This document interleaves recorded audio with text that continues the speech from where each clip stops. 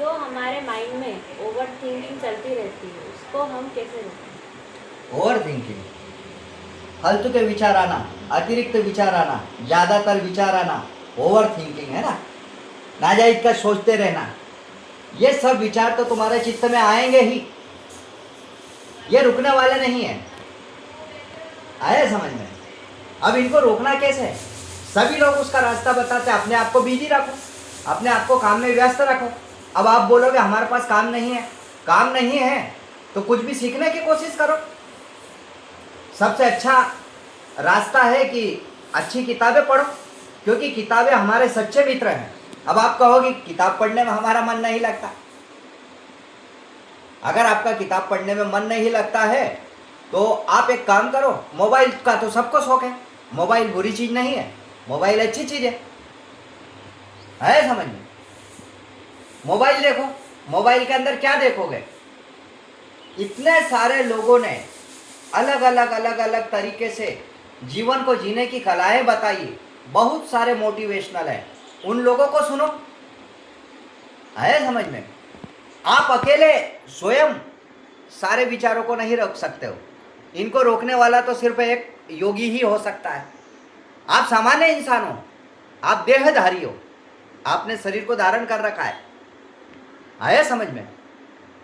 जब आप सामान्य इंसान हो तो योग के द्वारा विचारों को नहीं रोक सकते। कोई योगी के विचार नहीं रुकते, ये फालतू की बात कहते हैं।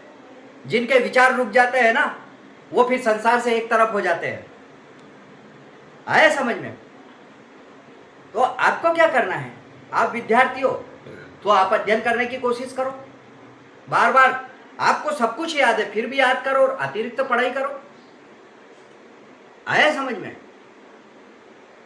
अब आप मोबाइल नहीं देख सकते हो, आपको मोबाइल नहीं देखना है, ज़्यादा आंखें दर्द कर रही है तो फिर क्या करें?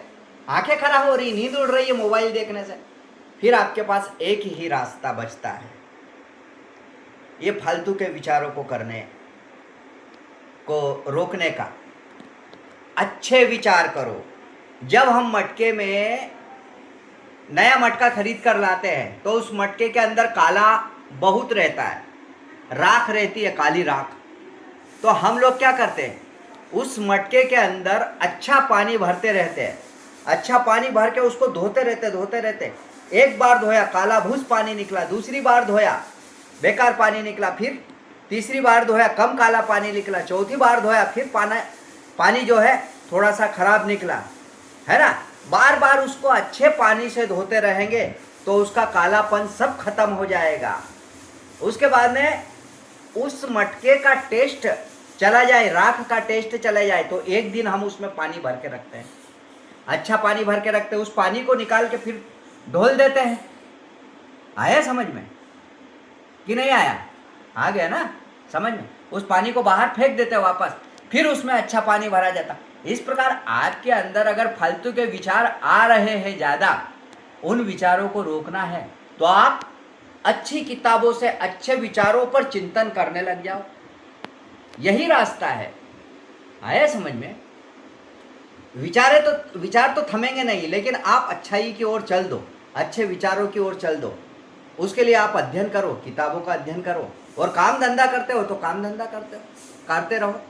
आपके मन में जो भी फालतू के विचार आ रहे हैं वो विचार अपने आप खत्म हो जाएंगे।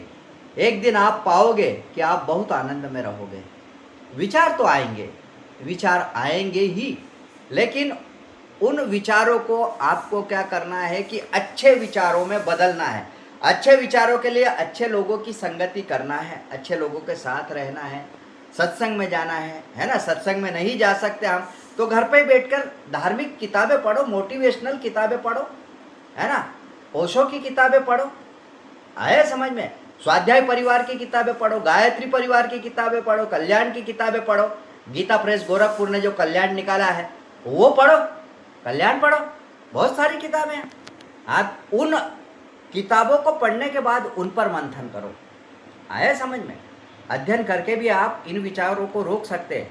दूसरा यही है कि अपने आप को काम में बहुत व्यस्त रखो, बहुत ज़्यादा बिजी रखो अपने काम में, नहीं तो फालतू बैठोगे तो ओवर विचार तो आएंगे, ओवर थिंकिंग तो आएगी, मेरी अंग्रेजी कमज़ोर है, अगर कहीं अंग्रेजी में बोलने में गलती हो जाए तो आप लोगों ने कहा है कि मेरी हंसी मत उड़ाना, है ना। और हंसी भी उड़ाओगे चलेगा, मुझे खुशी होगी कि कम से कम मैंने किसी को हंसाया तो सही, किसी के काम तो आया, कोई दुखी चेहरे पे स्माइल तो आई, प्रसन्नता आ गई ना किसी के चेहरे पर।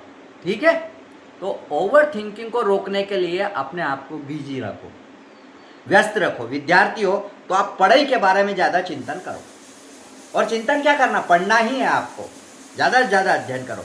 ठीक है, जय श्री कृष्ण।